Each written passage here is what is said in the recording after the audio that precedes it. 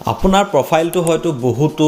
ক্লায়েণ্টে visit কৰিছে বা চাই আছে কিন্তু হয়তো আপোনাক ক্লায়েণ্টে বুকিং কৰা নাই তাৰ এটা কাৰণ হ'ব পাৰে এটা সিম্পল কাৰণ হ'ব পাৰে তো সেইটো হৈছে লক্ষ্য কৰকচোন এই প্ৰফাইলটো য'ত আমি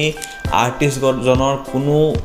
লুকছৰ বিষয়ে আমি গম নাপাওঁ যে তেখেতে কি কাম কৰিছে বা কেনে ধৰণৰ লুকছ ক্ৰিয়েট কৰে তেখেতে কিমান বছৰ ধৰি এক্সপেৰিয়েন্স কৰি আছে সেইটো আমি নাজানো আৰু তেখেতক বুকিং কৰিবলৈ হ'লে তেখেতৰ কোনো কন্টেক্ট ডিটেইলছ নাই তো আমি তেখেতক কেনেকৈ বুকিং কৰিম তো এইটো এটা বেসিক প্ৰবলেম যদি আপুনি আপোনাৰ বায়োটো এটা ধুনীয়া বায়ো যদি আপুনি নবনায় ইনষ্টাগ্ৰামত তো তেনেহ'লে আপোনাক ক্লায়েণ্টে বুজি নাপাব যে এই আৰ্টিষ্টজনে কোনটো কামত স্পেচিয়েলিষ্ট কিমান দিন ধৰি তেখেতে কাম কৰি আছে আৰু তেখেতক বুকিং কৰাৰ ইজি প্ৰচেছটো কি